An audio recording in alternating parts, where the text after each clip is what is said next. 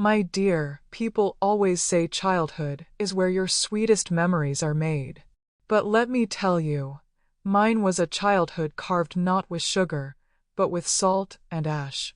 The house I grew up in didn't have monsters hiding under the bed. No. My monsters wore work boots and Sunday suits. They sat tall at the supper table. They were my father, Caleb Whitaker, and my 7 older brothers. So if you're watching, baby, go ahead and like this video, comment where in the world you're watching from, and make sure to subscribe so you don't miss tomorrow's story. 'Cause this ain't just my story, it's the story of too many women who had to smile through the silence. They taught me that hell isn't some place you descend to after death. No, it can be the very 4 walls you sleep inside. It can be the red clay path you sweep every morning. It can be the front porch you scrub on your knees while heavy eyes follow you. That was Cedar Hollow Ridge, the farm where I was born, raised, and nearly buried alive in silence. From the road, our place looked like something out of a painted postcard. A tall white house with cobalt blue shutters sitting on a rise, overlooking acres of tobacco fields that rolled green as far as a girl's eye could wander. People in town called our farm a fine estate, one of the most prosperous around. But beauty from a distance, my dears, can be the cruelest disguise. Inside those thick plaster walls was a kingdom built on fear. And Caleb Whitaker, my father, sat as its king. He was a tall man, mustache always trimmed neat as a blade, boots polished though the rest of us walked in mud. But what marked him most were his eyes. Steel blue, sharp as the point of a knife. You never really looked into them, you felt them cut into you. He had a way of making you believe he could see every thought forming in your head, and he didn't like most of what he saw. Beside him, my mother, Ruth, was a small, soft-spoken woman. Always moving, always busy, always bending to keep peace that never lasted. She was more shadow than person in those years, whispering through rooms, patching torn shirts, kneading bread with trembling hands. And then there were my brothers. 7 of them. Ephraim and Jonah, already half men when I was born. Silas, Reed, and Noah, the restless middle pack. And the youngest, Mark and Daniel, though they were even years older than me. A house of 8 children, 7 boys and me, the last and only girl. Do you know what it feels like to be the single flame in a room of smoke? To be the smallest voice swallowed by roaring? That was my life from the start.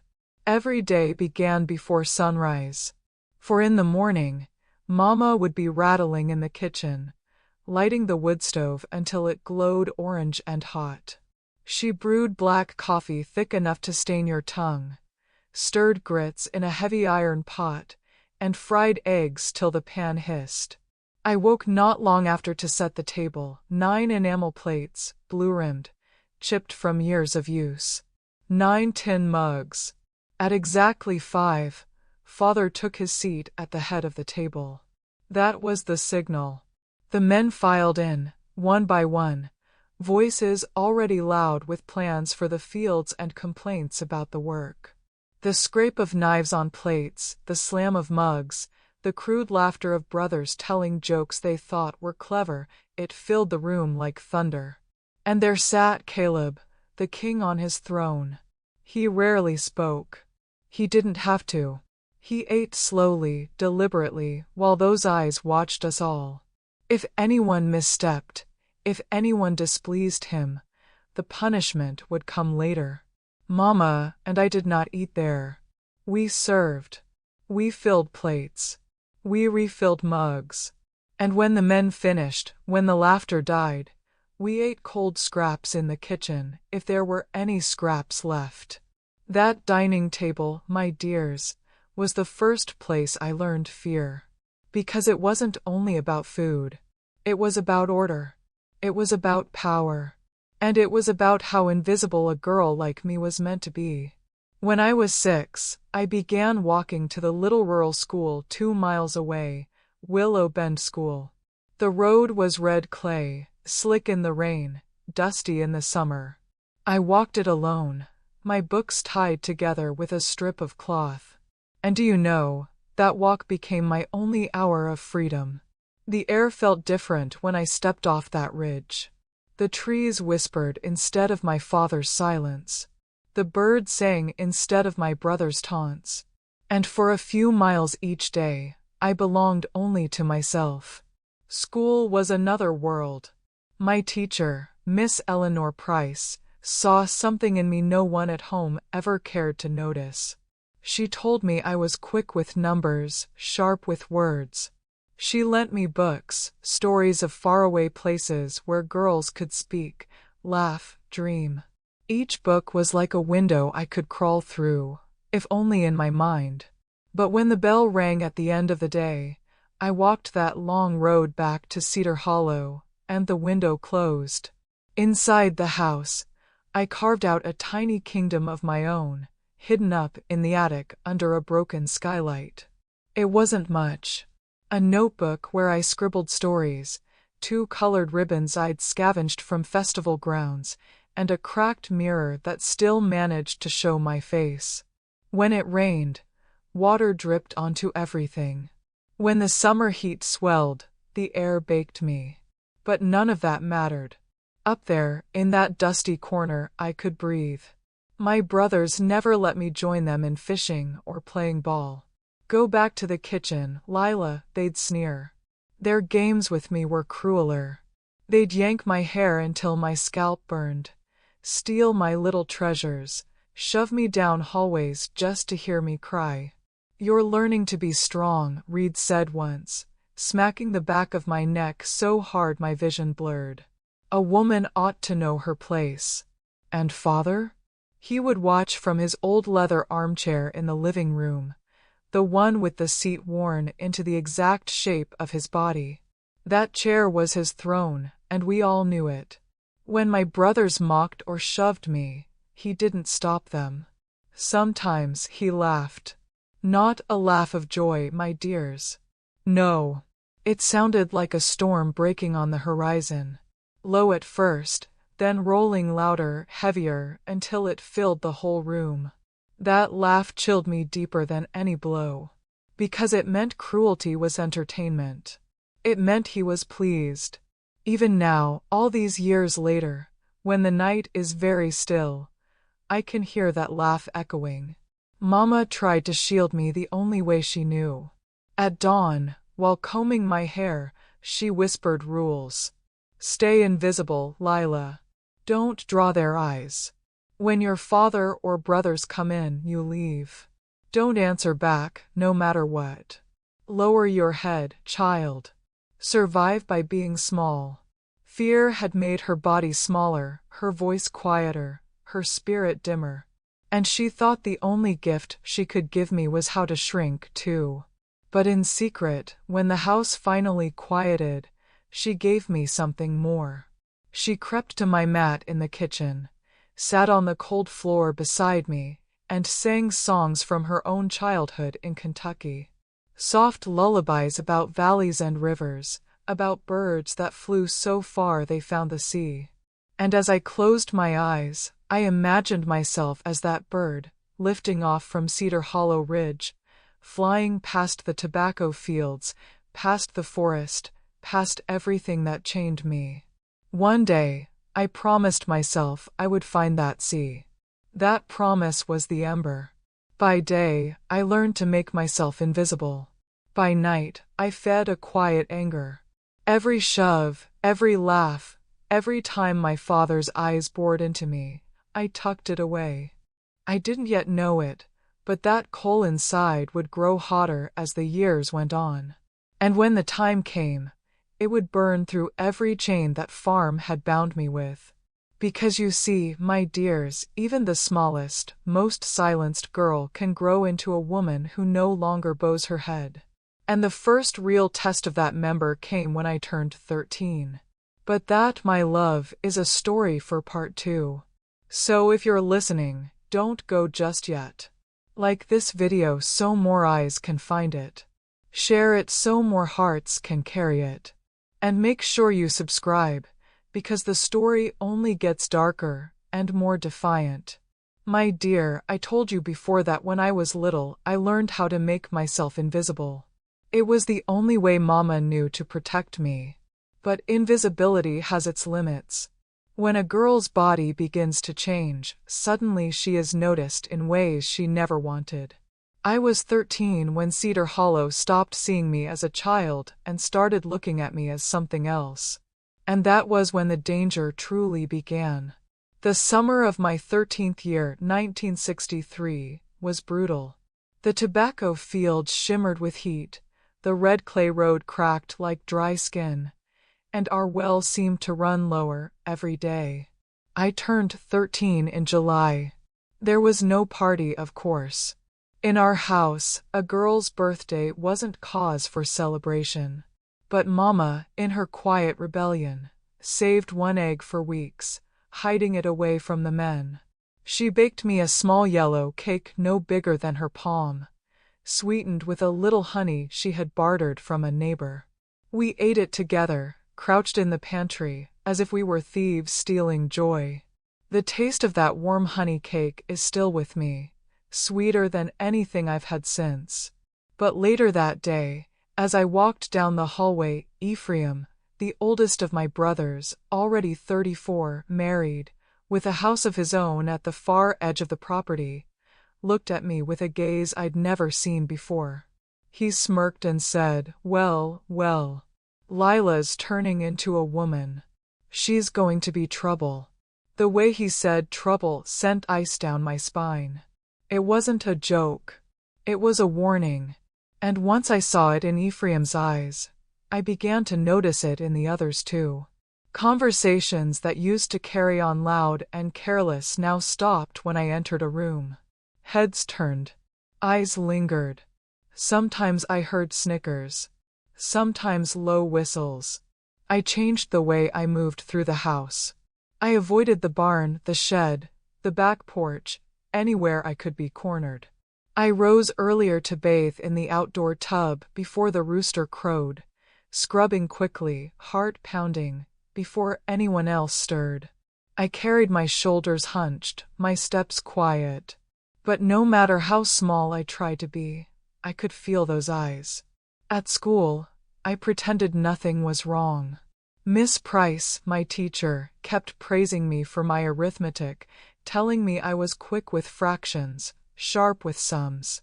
Nora Bell, the pharmacist's daughter, shared her lunch with me when she noticed I sometimes had nothing but cornbread from the night before. It was in Nora's father's pharmacy that I first tasted kindness from a man outside school. Shelves stacked with glass jars and bottles glowed in the afternoon sun. He smiled when Nora introduced me. "So this is the girl with a head for numbers," he said. His words, simple as they were, made me stand taller for the rest of the day. But as soon as I set foot back on Cedar Hollow, that pride vanished. The house devoured it. My brother's cruelty, which had once been shoves and insults, began to shift. "Pretty dress, Lila," one would sneer, though my dress was patched and faded. "You've got hair like Mama's," another muttered once, brushing too close behind me. It became a game to them. How far they could push me before I cried, before I ran. And all the while, Father sat in his chair. Sometimes he acted as if he didn't see. Other times, when I slipped past, he chuckled his storm laugh and said, "Let the girl learn. Life teaches better than books." I'll never forget the first Sunday. It went too far. That morning the men had gone into town for the market, leaving only Father on the porch with his pipe. Mama had walked to a neighbor's with a basket of food for their sick child. I was in the kitchen, sleeves rolled, scrubbing the breakfast dishes. The house was quiet, the kind of silence that makes you lower your breath. Then I heard it, boots on the wooden floor behind me. Before I could turn, strong hands gripped my waist. A hot breath in my ear. Lila, a voice whispered. It was Daniel, 19 then, the youngest of the older boys. I smelled whiskey on him. You're turning into a fine young woman. My heart slammed in my chest. I tried to twist free, but he pinned me harder against the sink. My hands trembled over the soapy water. Let me go, Daniel, I forced my voice steady. I'll call father. And he laughed. A low, sharp laugh that cut me deeper than his grip. Go ahead. What do you think he'll do? That was the moment, my dears, when I learned a truth more terrifying than the hands on my waist. It's the moment when an abuser knows, beyond all doubt, that no punishment will come. That he is protected by silence. That he is safe in his cruelty. That house was his shield. That chair on the porch was father's throne. And inside those walls, there was no justice for a girl like me. Just as I thought I might faint from fear, I heard father's voice outside. Daniel, come here. Daniel let go so quickly I almost fell into the sink. He smoothed his hair, straightened his shirt, and walked out as if nothing had happened. I stood there shaking, my hands still wet with dishwater, my chest heaving, but no words came out. Who could I tell? Mama, who would say I should have been more careful, more invisible? Father, who would laugh in that thunderous way and call it a lesson? No, there was no one. I swallowed the fear, and the ember inside me glowed hotter. After that day, the incidents multiplied. A hand on my shoulder is too long. A grip at my wrist in the barn. A whisper in the dark hallway. Reed, one of the middle brothers, was the worst. He followed me like a shadow, smirking when I quickened my steps. He would lean too close and say, "Where's your cleverness now, Lila? Go read a book and see if it saves you." His breath reeked of sweat and tobacco. My nails left scratches on his arms more than once when I fought him off. But he laughed at those scratches, as though my resistance only fed him. Every night I lay on my pallet in the kitchen, staring at the rafters, telling myself, just one more day. Just one more sunrise. One day you'll fly from here. And every night Mama crept to me, sat on the floor, and sang her mountain songs. There was one about a bird that flew so far it found the sea.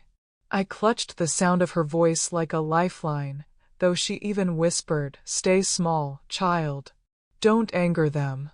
But the ember in me was no longer just warmth. It was fire beginning to lick at the edges of my patience. At school, Miss Price noticed. "Lila, you've been quieter," she said one afternoon as she returned a paper marked with a perfect score. "Is something wrong at home?" I shook my head. What could I say? That my own brothers treated me like prey? That my father watched and laughed? That I lived each day dodging hands and whispers? So I said nothing.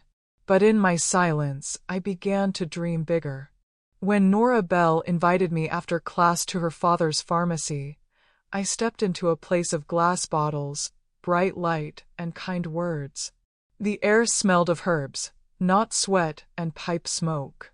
And I realized for the first time that the world was wider than Cedar Hollow Ridge. If kindness could exist there, perhaps it could exist elsewhere. That thought was dangerous. Because hope, once planted, doesn't stay small. But at home, reality tightened its grip. One evening, Father shouted at me for coming back too late from school. He accused me of wasting time, of forgetting a woman's place. Mama tried to defend me, saying an education could help me. Father struck down her words with violence, not with his hand that time, but by shattering the one thing she treasured, the blue vase her mother had given her. I watched flowers scatter on the floor, watched Mama kneel to gather shards. And in those shards, I saw her life, broken piece by piece. That was the moment I swore, though silently, that I would not end as she had. I would not live as a shadow in a house where cruelty ruled. But rebellion, even the quiet kind, always has consequences. And my rebellion began the night an important man from town, Mayor Harold Pike, came to dinner at Cedar Hollow Ridge.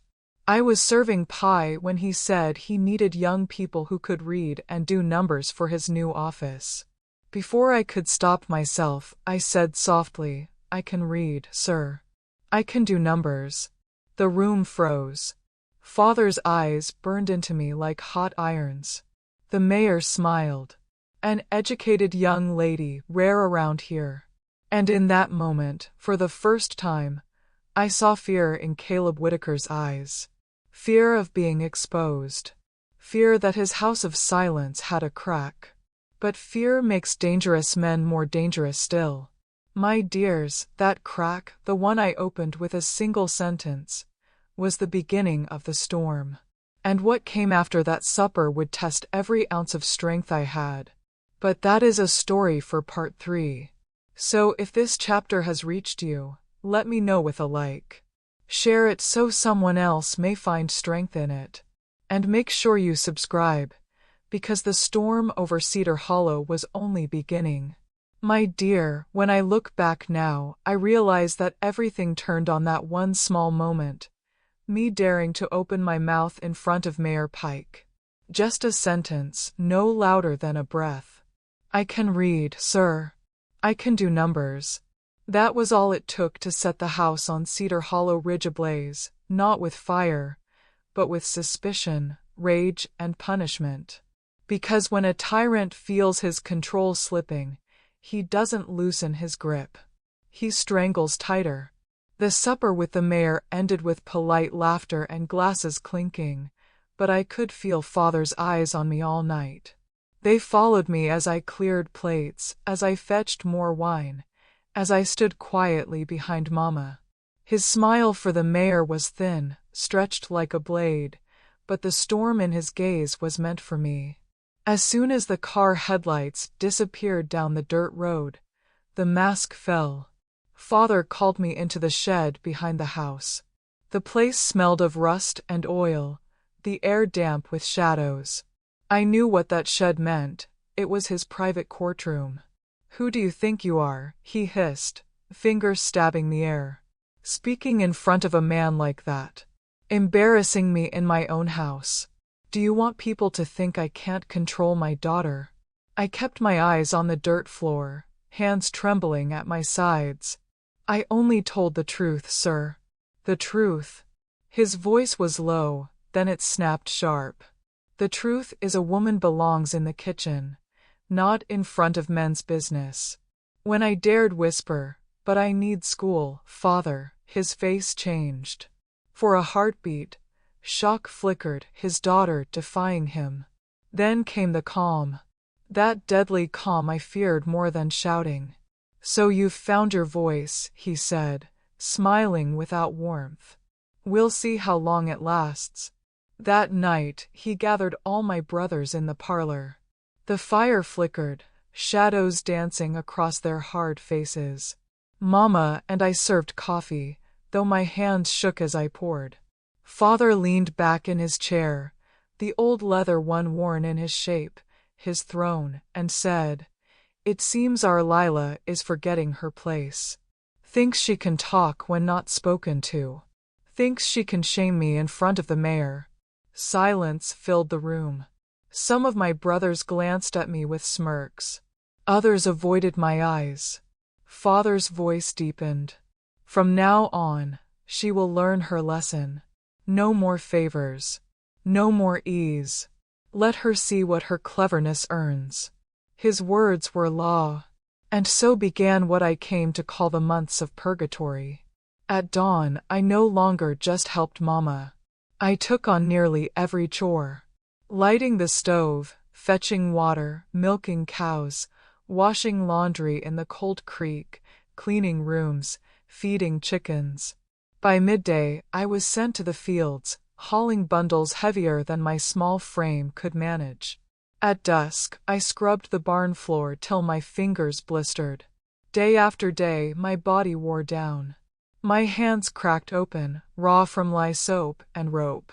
My arms grew thin, my shoulders stooped. Food was scarce for me.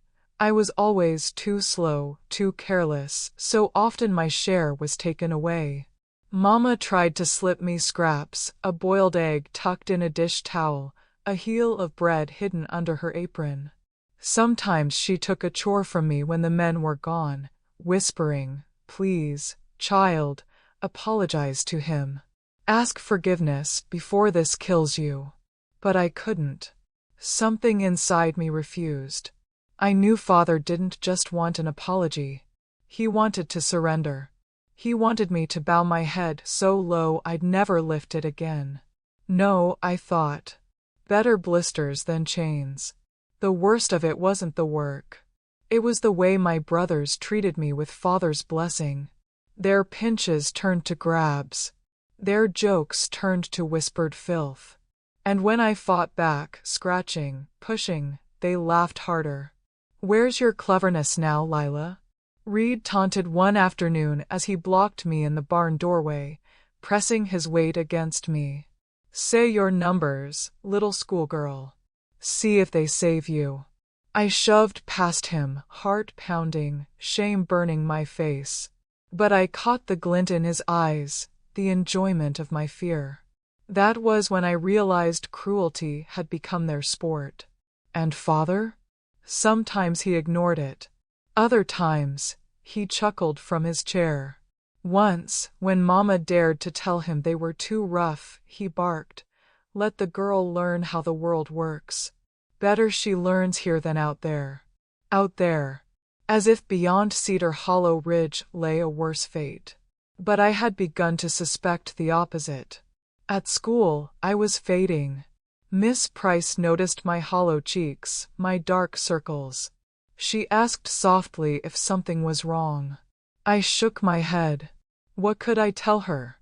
That my own kin were hunting me under the roof that should have sheltered me?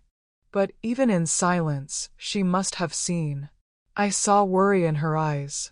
She began slipping me extra books, more assignments, as if arming me quietly for a future she prayed I'd reach. Nora Bell, my only friend, asked once why I flinched when someone brushed against me. I told her I was just tired. She gave me her sandwich anyway and said, "One day, we'll leave this place. We'll see the ocean." Those words fed me more than bread. Then, in the midst of those purgatory months, an opportunity walked right through our front door. One late autumn evening, a shiny car rolled up the drive. Out stepped Mayor Harold Pike again, but this time he wasn't alone. With him was Miss Eleanor Price. I froze when I saw her. She looked me up and down, her eyes narrowing at the bruises on my wrists, the thinness of my frame. "Ah, there she is," Mayor Pike boomed. "The brilliant young lady I've heard so much about." Father's jaw tightened. His smile didn't reach his eyes. The mayor went on, "We're starting a program in town. The tobacco office needs clerks who can read and do sums. Miss Price tells me your daughter is the best student in the county. We'd like her to join. A small salary, lodging at Miss Price's house during the week. She could return here on weekends." The silence that followed was heavy. I didn't dare breathe. Finally, Father forced a laugh. "That's very kind, Mr. Mayor, but Lila is needed here. We are a large family." Miss Price stepped forward. Her voice was calm, but there was steel beneath. "Mr. Whitaker, she is wasting her talent. This is a chance for her future, and for your family. The mayor says her wages could help the farm." I glanced at Mama. Her eyes were wide, a plea hidden in them. Father ground his teeth so hard I thought they might crack. But he couldn't risk insulting the mayor, not when business depended on favor. So he nodded stiffly. "We'll think about it." That night, after the men went to bed, he stormed into the kitchen, face red with fury. He grabbed my arm, squeezing until I gasped. What lies did you tell that teacher? He snarled. Nothing, sir. I haven't spoken to her since you forbade me from school. Mama, trembling, stepped between us, a rare act of courage. She's telling the truth, Caleb. Miss Price came because she cares. Because she saw a bright girl disappear. Father's eyes flicked to her. For a moment, I thought he'd strike her. Instead, he let go, fists clenched at his sides. No one in this house does anything without my permission. No one leaves this farm unless I say so. He turned back to me. And you can forget about this city nonsense. Your place is here. But for the first time, Mama lifted her chin. Caleb, think of what the mayor will say if you refuse him. Think of what people will think. Those words struck him harder than any blow. His reputation mattered more than our lives. He glared at her, then at me. Finally, he muttered, "We'll see." My dear, that was the first time I saw my mother defy him out loud. And it was the first time I realized he was not invincible. His power came from silence and isolation. But the mayor, Miss Price, they had pierced that silence. They had seen me. And once a cage is noticed, the lock is never as strong. Still, I knew Father would not let go easily. He might agree to the program, but he would set his chains on me in other ways. That night, lying on my pallet, I stared at the rafters and whispered to myself, "This is the crack in his throne. And one day, I will split it wide open." But before that day came, I had to endure the worst trial yet. And that, my love, is the story I'll share in part 4. So don't leave me here alone in this memory. Like this video so others may hear it. Share it so another girl might find hope in it. And make sure you subscribe, because the darkest nights of Cedar Hollow were still ahead. My dears, when Father said, "We'll see," I knew what he really meant. I'll bend to the mayor for now, but you'll pay for every step of freedom you think you've earned. And I did pay. For weeks, my life was carved into hard labor, sharp words, and bruises that never had time to fade. I woke before the rooster every morning, stumbling barefoot into the dark kitchen to light the wood stove. The air was damp, and my fingers ached with cold as I coaxed flame from kindling. From there, the list was endless.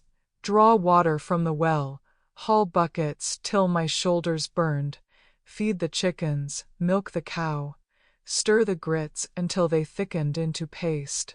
When the men ate, I didn't sit. I served. And when their plates emptied, I was sent to the fields, to bend my back beneath the tobacco leaves heavy with dew. By midday, I was scrubbing floors, washing clothes in the creek till my knuckles bled from lye soap, or patching torn work shirts under Mama's watchful eye. At dusk, I cleaned the barn, shoveled manure, and swept the yard. Day after day, from sunrise to sundown, my body withered. My palms cracked open, raw as fresh wounds. My arms were thin, trembling from exhaustion. Some nights, my hunger was so sharp I thought I'd collapse before morning. Mama tried to save me in secret. A heel of bread slipped into my pocket.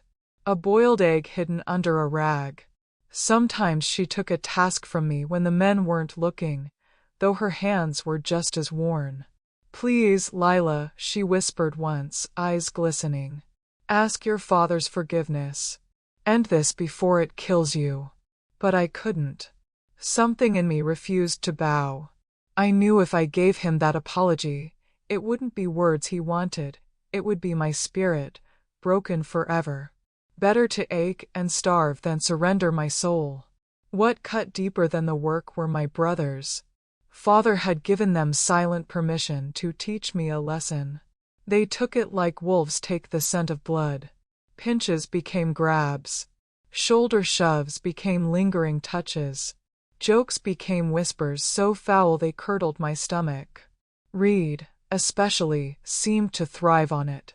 He'd corner me in barns or sheds, pressing close enough that I could smell the tobacco on his breath, the sweat in his shirt. "Where's your cleverness now, Lila?" he'd sneer. "Say your numbers. See if they save you." I scratched him once, left red lines down his cheek. He only laughed. Like a little wildcat, he called me. But there was darkness in his eyes, darkness that promised one day his game would go further. And through it all, Father sat in his chair, pipe smoke curling, watching. Sometimes he ignored me. Sometimes he chuckled. Once Mama dared to whisper that they were too rough with me. Father barked back, "Let her learn how the world works. Better here than out there." But I had begun to suspect, to know, that the world out there couldn't be worse than this. The mayor's offer was not forgotten. 2 weeks after his visit, Father called me to the porch. The moon hung low, silvering the tobacco fields. His face was stern, unreadable. "You'll go to the city," he said, "but on my terms. All your wages come to me. You'll return every weekend. And if I hear one word, one whisper, that you've spoken about this family, your mother will pay for every syllable. Understand?" "Yes, sir," I said, my eyes lowered. My heart beat like a trapped bird in my chest. For the first time, I would leave Cedar Hollow Ridge. Even if the chains were still around my wrists, there would be air to breathe. On the eve of my departure, Mama helped me fold the few clothes I owned into a bundle. A faded blue dress that had once been hers, patched work skirts, 2 blouses threadbare at the elbows. As she tied the cloth, she paused, then reached into her apron pocket. In her palm lay something small, shining faintly in the lamplight, a silver brooch shaped like a bird in flight. "My mother's," she whispered, pinning it gently to the inside of my dress collar. "The only thing I carried when I came to this farm. I've hidden it all these years. Now it's yours." My throat tightened. "Mama, I can't take this. It's too precious." "That's why you must," she said firmly. "When you wear it, remember who you are, not his daughter, not their sister, but mine, and my mother's before me. Women who endured, women who survived." I hugged her then, tighter than ever before, tears burning my eyes. For once we didn't glance over our shoulders, didn't fear being caught. For a moment, we were only mother and daughter, bound by something stronger than fear. The next morning, Father hitched the wagon. Ephraim and Mark rode beside him, their silence heavy as stone. I climbed onto the back with my bundle, heart hammering. The 2-hour ride into the city felt endless. Dust rose behind the wheels. My brothers glanced back at me, suspicion in their eyes. When we reached the central square, Miss Price was waiting. She greeted Father with a polite nod, then turned to me with a warmth that nearly broke me. "Welcome, Lila," she said. "We've prepared a room for you." Father gave her a tight smile, his eyes cold on me. Then, without saying goodbye, he climbed back into the wagon. The wheels rumbled away, carrying my brothers back to Cedar Hollow Ridge. And there I stood, trembling in the sunlight, holding my bundle, staring at Miss Price's small, tidy house. My first room of my own awaited inside. Life in town was a revelation. Water poured from a faucet at the turn of a handle, clear, cold, and endless. Electric lights flicked on at the touch of a switch, chasing shadows from corners. At Miss Price's, shelves of books lined the walls. I thought I'd fallen into heaven itself. Each morning I walked with her to the mayor's office. The work was simple, filing ledgers, carrying correspondence, checking numbers. But to me, each figure was more than ink. It was a step away from that farm, a brick laid in the foundation of my own future. I worked hard, eager and grateful. Every task was a chance to prove that I was more than father's daughter, more than a shadow in Cedar Hollow. And yet, come Friday evening, I had to return. That first weekend back, Father and Mark met me at the road in their wagon. The ride home was silent, both of them studying me as if to see whether the city had changed me already. When we reached the house, I felt the air grow heavier. The door swung open, and I heard shouting inside.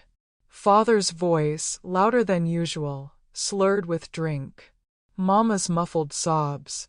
I ran inside and froze. Mama was on her knees, her face swollen from crying. Father stood before her, holding something in his fist. It glinted in the lamplight. My heart stopped. It was the brooch. He shook it in her face, roaring, "What's this? Why wasn't it with the other things? What else are you hiding?" Then his eyes cut to me. In 2 strides, he seized my collar, ripping the fabric. The brooch tumbled to the floor. For a moment, time held its breath. His boot rose. And then, crunch, the silver bird shattered under his heel. Mama's cry tore the air, raw and guttural. My chest burned, but no tears came. No begging, no pleading. Just silence. Because that sound, the sound of silver breaking, wasn't just the brooch. It was the last fragile piece of the little girl I had been. In that silence, a woman was born. A woman who would no longer bow her head. But, my dear, the brooch's breaking was not the end. It was only the spark. Because in destroying that bird, my father planted in me something he could never crush: resolve. And in part 5, I will tell you how that resolve turned into a plan. A plan to bring his kingdom down without ever raising a hand against him. So if you're listening, don't forget, leave me a like so I know this story has touched you. Share it so another soul trapped in silence may hear. And make sure you subscribe, because the storm of justice was only beginning. My dears, when that silver bird brooch was crushed beneath my father's boot, something in me shifted forever. It wasn't only a piece of jewelry he destroyed. He shattered my childhood, broke the last fragile string that had tethered me to silence. I walked back to the city that Monday with bruises on my arms and fire in my chest. The fear that once kept me small was gone. What replaced it was cold, sharp, and dangerous, a determination that one day he would pay for every tear, every bruise, every cruel laugh. And, as fate would have it, the means to bring him down came right into my hands. Working in the mayor's office was more than numbers on paper. For me, each page was a doorway. Stacks of ledgers passed through my desk, records of taxes, sales, harvest yields. At first, I simply filed them, careful to make no mistakes. But being a farmer's daughter, I understood more than most clerks. I knew the weight of a tobacco bale, the yield of a row, the price of a cured leaf. And it wasn't long before I noticed something strange. In one ledger, Johnson's Rest, our farm, was listed as producing half the tobacco I knew we grew. Half. At first I thought it was a clerical error. But as I cross-checked older records, the pattern held. Every year, the reported numbers were far lower than reality. It was deliberate. Father wasn't selling all his tobacco through official channels. He was hiding half the harvest, selling it under the table, avoiding taxes and pocketing cash. It was a crime. Tax evasion. My hands trembled as I turned the pages. This was more than evidence, it was leverage. For the first time, I saw how I might fight back, not with fists or screams, but with the very system he thought protected him. I began staying late under the excuse of wanting to learn. The mayor, pleased by my diligence, gave me permission to handle more files. When the office emptied and only the ticking clock kept me company, I searched. And the deeper I dug, the darker the secrets became. One evening, I stumbled on a locked drawer. The key wasn't in sight, but I remembered something from the farm. How Reed used to pick locks on Mama's chest when he wanted coins for liquor. I had watched in silence, memorizing. Now, in the quiet of the mayor's office, I bent a pin and tried. My hands shook, but the lock clicked open. Inside were papers Father would have killed to keep hidden. Loan records. Notes scribbled in harsh ink. My father's name, Caleb Whitaker, beneath numbers so large they made me dizzy.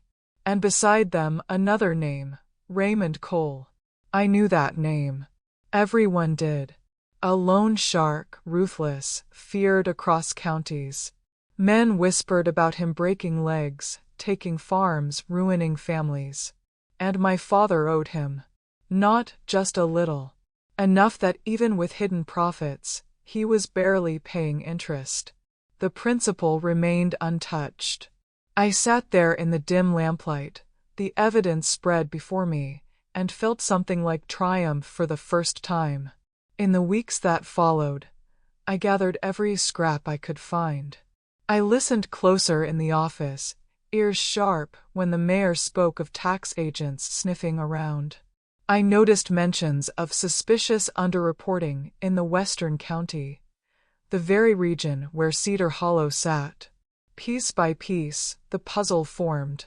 My father wasn't untouchable. He was a man standing on crumbling ground. One strong push could bring the whole house down. But I had to be careful. If I moved too soon, he'd crush me and Mama both. If I moved too late, his debts might swallow us anyway. So I planned. Quietly. Patiently. Even in my planning, weekends at the farm were unbearable. My brother's hostility grew sharper. Reed was relentless. He blocked my way, spat insults, his hands rough on my arms. His eyes burned with the kind of anger that wanted to consume. "You think you're better than us," he hissed once, pressing me against the barn wall. "You think the city makes you something. But you'll always be nothing but a farm girl." This time, instead of crying, I met his stare. Cold, steady. "One day, Reed," I whispered, "you'll regret every word." For the first time, he faltered. Just for a second. But it was enough. I pushed past, my heart racing. It was then I knew. The ember inside me had grown into flame. Back in the city, I found an unlikely ally, Mr. Dunn, the mailman. He stopped by the office daily, carrying letters, gossip, and stories. To most, he was background noise. To me, he was a well of information. Casually, I asked about Raymond Cole. He lowered his voice. "That man's dangerous. Farmers borrow from him when the harvest fails. When they can't pay, he sends his enforcers. Folks say even the sheriff won't cross him. If your pa owes him, best pray he pays." I nodded, hiding my satisfaction. The more I learned, the clearer my path became. My plan formed like weaving threads. One thread, tax evasion. Anonymous information to the right people, and Father's lies would collapse. Another thread, his debt to Raymond Cole. If Cole believed Father planned to cheat him, he'd come himself. And if both threads pulled at once, tax men from one side, Cole's fury from the other, Father's kingdom would crumble in days. I didn't need to strike him with fists. I'd let his own sins devour him. Late one December evening, the office was empty but for me. Snow flurries drifted outside the window. I stared at the telephone, hands clammy, heart pounding. It was time. I lifted the receiver, dialed the number I'd found for the state revenue office in Roanoke. "Good evening," a man's voice answered. I swallowed. "I'd like to report tax evasion." "Anonymous." "Go ahead, ma'am." With as steady a voice as I could, I described it all, the double books, the hidden sales, the clandestine buyers who came every first Friday. Every detail I'd gathered spilled from me like a confession. The agent thanked me and promised they would investigate swiftly. My hands shook as I hung up. My legs trembled, but inside my chest, that fire roared. Then I picked up the phone again. This time, I dialed a different number, the one scribbled on a letter hidden deep in Father's drawer. The letterhead blank, the tone menacing. It bore only a name and digits, Raymond Cole. On the third ring, a man answered with a gravelly growl. "Who is this?" I lowered my voice, steady but disguised. "I have information about one of your clients, Caleb Whitaker." A pause. Then another voice, deeper, sharper. "I'm listening." "He's planning to leave after the next harvest," I lied smoothly. "He says he'll run to Texas to escape paying you. He's saving his money for the trip." Silence. Then a dry laugh. "Is that so?" "Yes," I pressed. "He has a big delivery next Friday. He plans to use that cash to disappear." More silence, then the voice said, cold and sure, "Thank you. I'll take care of this." The line went dead. I set the receiver down and exhaled. My dears, that night I lay in my narrow bed at Miss Price's, staring at the ceiling. My heart raced with terror at what I'd done. But beneath the fear was something else. Power. For the first time in my life, I wasn't only surviving. I was fighting back. And the fuse I'd lit would soon burn straight into the heart of Cedar Hollow Ridge. But fire, once started, cannot be contained. And in Part 6, I will tell you what happened when those two storms, taxmen and Raymond Cole, arrived at the same time. So if you're listening, stay with me. Like this story so I know it has reached you. Share it so another caged bird might hear. And make sure you subscribe, because the reckoning of Cedar Hollow is only just beginning. My dears, revenge rarely comes with a trumpet's sound. More often, it creeps like a slow fire through dry grass, quiet until suddenly the whole field is aflame. That winter, I had struck a match. One phone call to the tax office, another to Raymond Cole, the ruthless man my father owed. Two sparks burning on different paths. And when those fires met, Cedar Hollow Ridge was swallowed whole. The week that followed my calls was the longest of my life. I rose early each morning in the city, worked the mayor's ledgers with trembling hands, and walked home at night with a knot in my stomach. Would the taxmen believe me? Would Cole act on the lie I'd planted? Or would nothing happen, leaving me to return to that farm and face father's suspicion? Each day passed with no word. By Wednesday, I thought perhaps I'd only fed my own foolish hope. But on Thursday, the air shifted. I was filing reports when the sound of engines thundered across the town square. I glanced out the window and saw 3 dark cars rolling fast, government plates gleaming. IRS agents. Their headlights pointed down the road to Cedar Hollow Ridge. My heart seized. It was the beginning. That evening, Miss Price received a telephone call. She turned to me, her face pale. "Lila," she said softly, "we're going to the sheriff's office.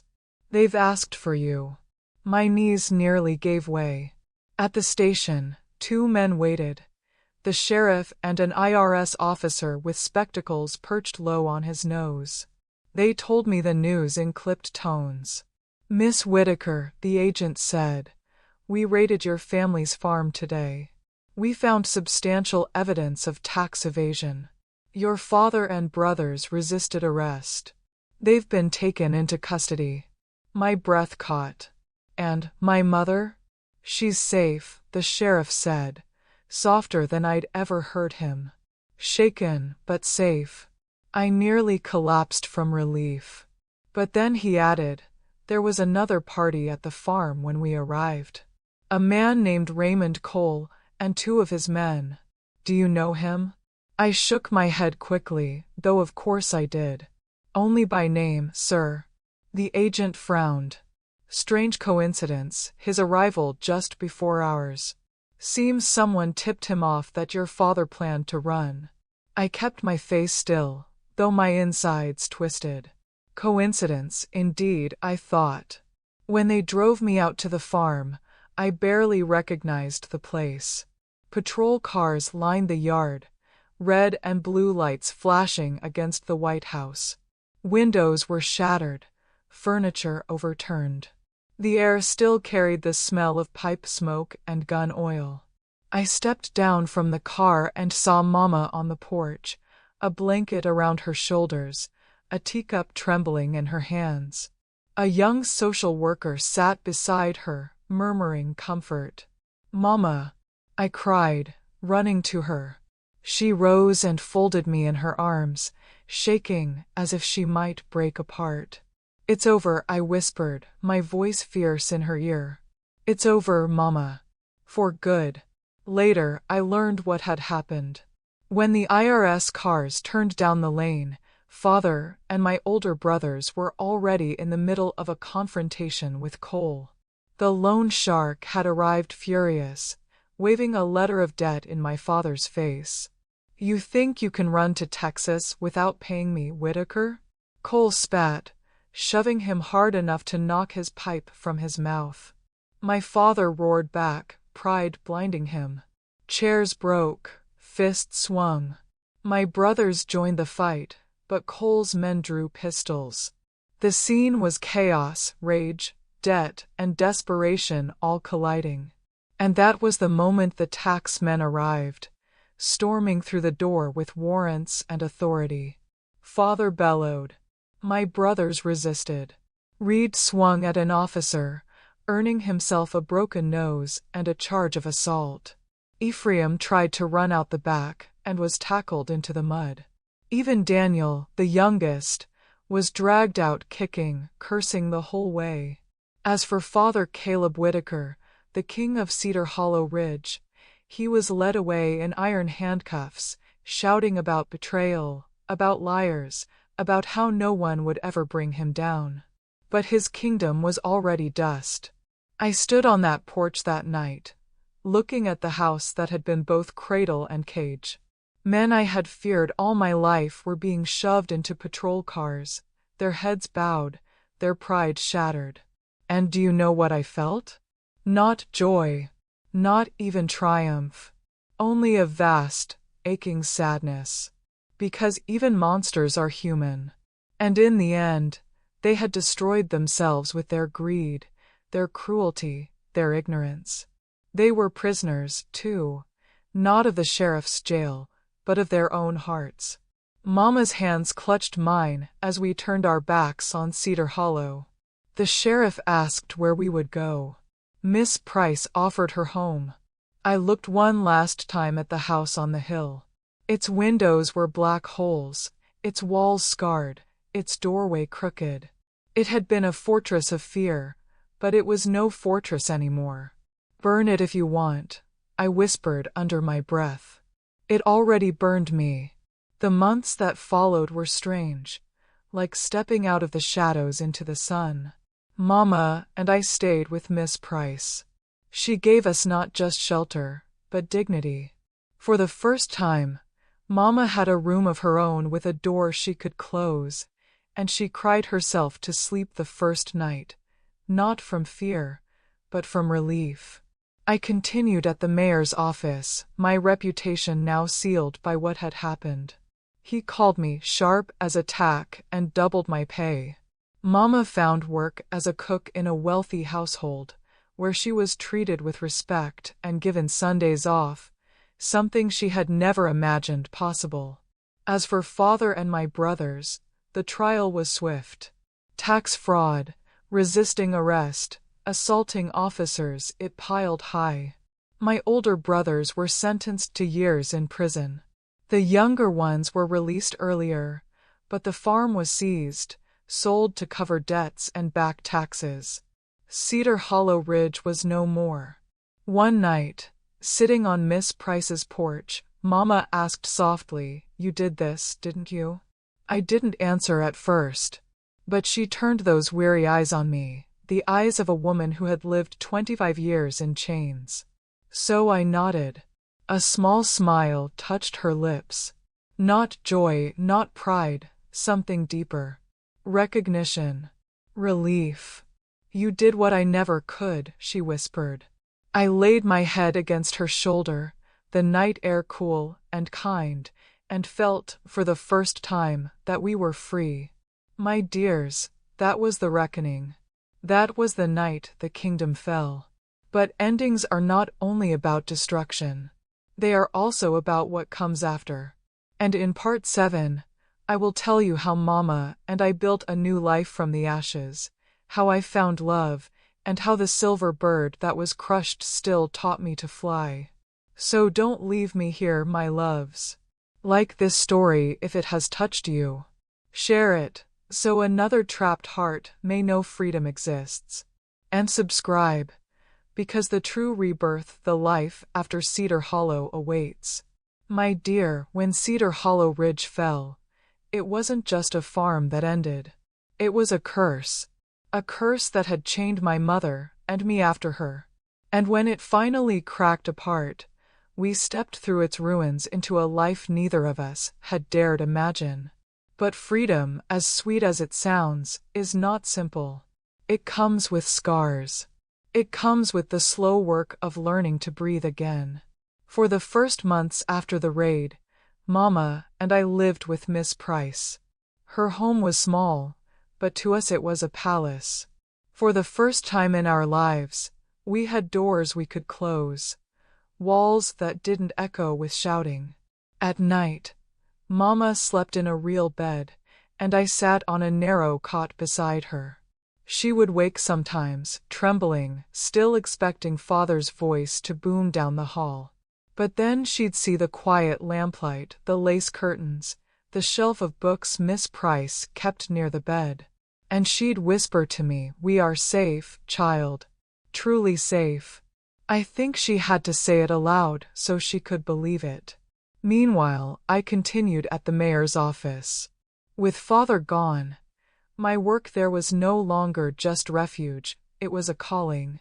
The mayor doubled my pay after the raid, praising my sharp eye for numbers. I buried myself in ledgers, memorizing every figure, hungry to learn.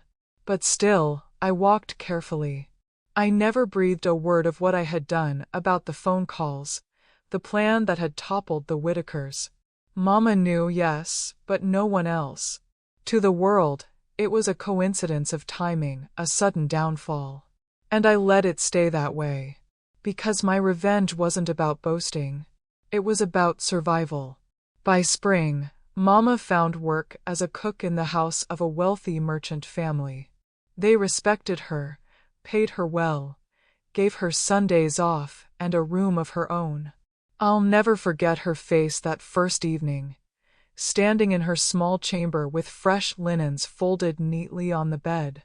She ran her hand over the fabric like it was spun gold. "This," she whispered, "this is mine." To see her claim even that small space, after 25 years of being treated as nothing more than labor, was a victory greater than any courtroom sentence could deliver. For me, education became my rebellion. I finished my schooling with Miss Price's help, studying late into the night, poring over borrowed books. She encouraged me to apply to college in Richmond, something I'd never dared dream of. When I received the letter of acceptance into their accounting program, Mama wept. Not tears of fear this time, but tears of pride.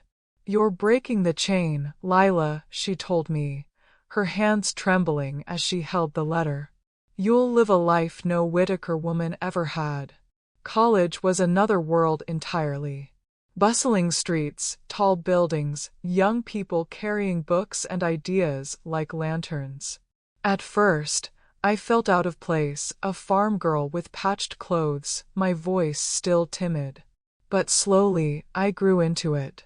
It was there that I met Henry Lawson, a teaching assistant with kind eyes and endless patience.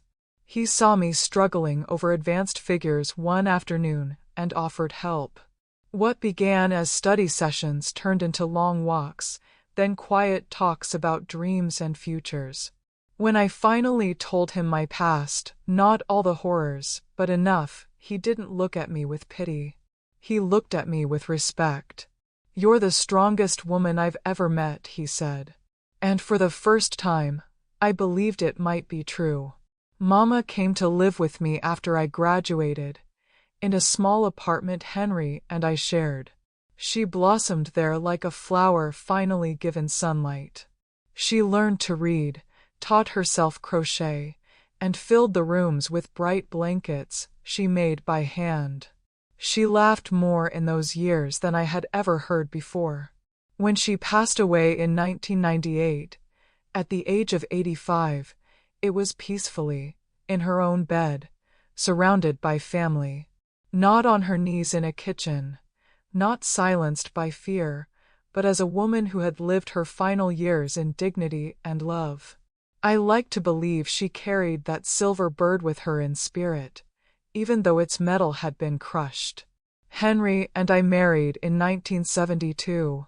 Together, we built a home filled with the very things my childhood lacked: kindness, safety, laughter. We had 3 children, Evelyn, Samuel, and Grace, who grew up never knowing the fear I had lived with. They knew voices that soothed, not voices that threatened. Hands that held, not hands that struck. I told them stories, yes, but not all of them. Some truths I tucked away until they were old enough to understand. Because scars are part of us, but they don't always need to be displayed. Today, at 76, I sit in a small apartment in Charlottesville. The mountains rise misty in the distance, and when I tend to my roses on the porch, I think of the farm fields that once imprisoned me, now just a distant memory. My grandchildren visit often, 7 of them in all. They climb onto my lap, tug at my sleeves, ask for stories. Sometimes I tell them about the bird song Mama used to sing. I tell them about bravery, about finding your own wings even when cages surround you. But the darkest chapters I save for nights like this, for you, my dears, listening now. Because some truths must be told, even if they shake the ground beneath our feet. Do I still hate my father? Do I hate Reed and the others? No. Time, distance, and love have turned that fire into something else. Pity, perhaps. They were prisoners too, prisoners of their ignorance, their cruelty, their need for power. But I will never excuse them. Never forget.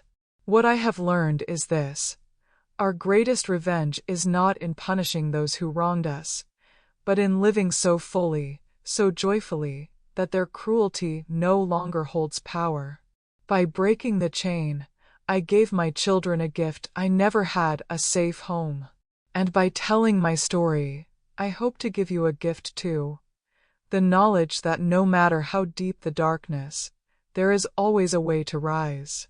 So, my loves, if you are listening now and feel trapped, whether in a house without love, or in a heart heavy with sorrow, know this: your story is not finished.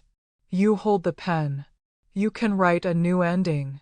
Courage doesn't always roar. Sometimes it whispers, one more day, one more step. And every step you take is defiance. Every breath you claim for yourself is victory. The silver bird my father crushed was meant to silence me. But its spirit never died. It took flight inside me, carried me here, to this moment with you. And now, perhaps, it takes flight in you as well. So if my story has touched your heart, let me know with a like. Share it so another caged bird might hear. And subscribe so we can keep building this chain of hope, link by link, across the world. Because, my dear, it is never, never too late to begin again. You know, my dears, Stories like mine do not spill easily. They sit in the bones for years, quiet as buried seeds, waiting for the right season to break the earth. For so long, I carried mine in silence, like a locked box hidden in the attic of my heart. Perhaps I was waiting for courage, or perhaps I was waiting for you. I tell it now because the past no longer owns me. Time has weathered my scars into lines of wisdom. Pain has ripened into something I can place in your hands like an heirloom, not to burden you, but to remind you that even in the harshest soil, something can still grow. I want survivors listening to hear this. You are not broken.